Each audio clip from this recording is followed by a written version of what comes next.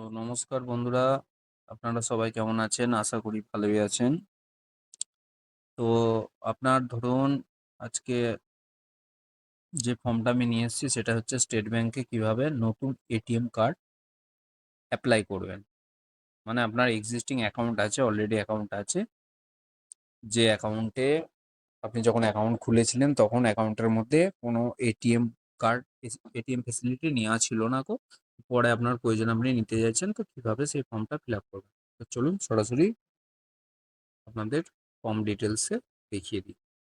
তো সর্বপ্রথম আপনাকে এরকম একটা ফর্ম দেবে স্টেট ব্যাংকে এটিএম কার্ড নিতে গেলে।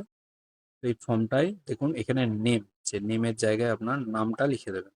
অ্যাকাউন্টে যে নাম আছে সেই নাম লিখে দেবেন। নিচে দেখুন মেল ফিমেল আছে, মানে আপনি পুরুষ হলে মেলে টিক দেবেন, মহিলা হলে ফিমেলে টিক দেবেন। নিচে অ্যাড্রেস আছে, অ্যাড্রেস ফর করসপন্ডেন্স। তো এখানে আপনার যে ঠিকানা আছে সেই ঠিকানাটা আপনি এখানে ডিটেলস লিখে দেবেন। ভিলেজ, পোস্ট, পিএস এরম করে করে লিখে দেবেন। ভিলেজ মাঝখানে একটা ঘর ছেড়ে এখানে বনগাঁ লেখা আছে, পোস্ট অফিস বনগাঁ লেখা আছে, পিএস বনগাঁ একটা ঘর ছেড়ে ছেড়ে লিখবেন, এরকম যেমন করে লেখা আছে ঠিক ফর্মটা এইভাবে লিখতে হবে। আচ্ছা, টাউন সিটি, টাউন সিটিটা আপনার ধরুন যেটা টাউন বা সিটি পড়বে সেই সিটির নেমটা এখানে লিখে দেবেন। আমি এখানে বনগাঁ লিখে দিয়েছি।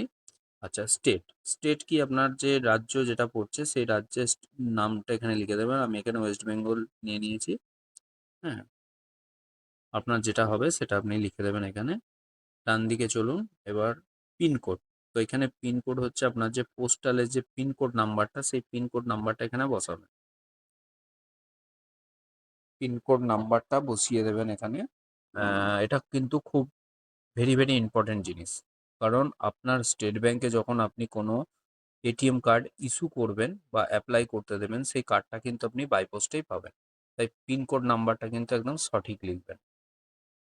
এর নিচে আসুন mobile phone number. Mobile phone নাম্বারে আপনার যে মোবাইলের নাম্বার আছে সেই মোবাইল নাম্বারটা এখানে বসিয়ে দেবেন। আমি এখানে নিয়ে নিয়েছি 900112123334। এইভাবে আপনারাও আপনাদের মোবাইল নাম্বারটা বসিয়ে দেবেন।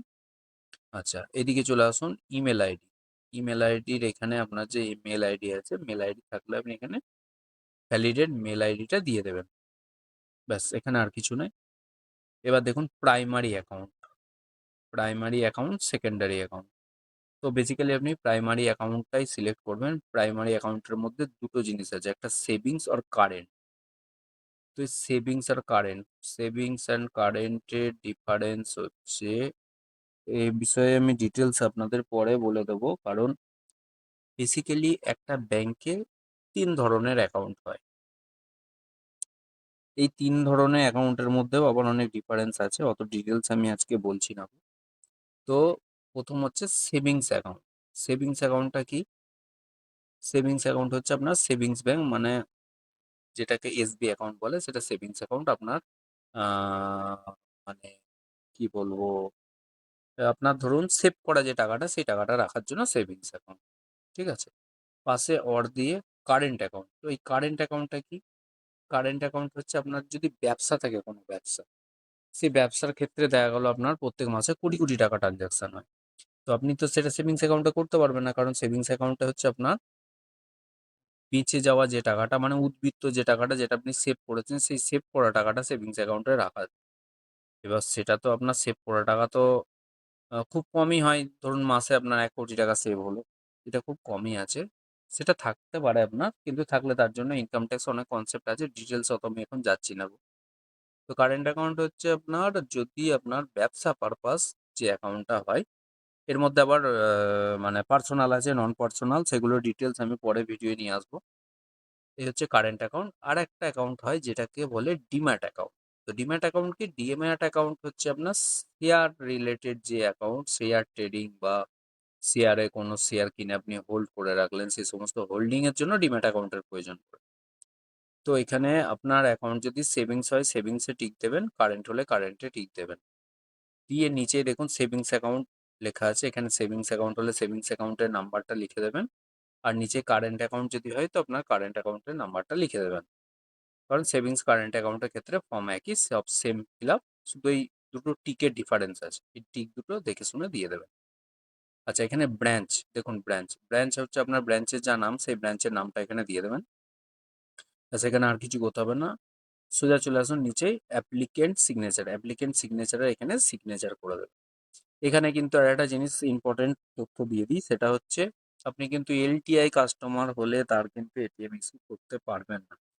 এই কারণে এলটিআই কে এটিএম দেওয়া হয় না গো, কারণ LTI customer uneducated customer, illiterate customer, তো সেই কাস্টমারকে এটিএম দিলে ফ্রড হওয়ার সম্ভাবনা আছে, যার জন্য কোনোভাবে প্রতারিত হবে, সেই হিসাবে এলটিআই কে এটিএম দেওয়া হয়।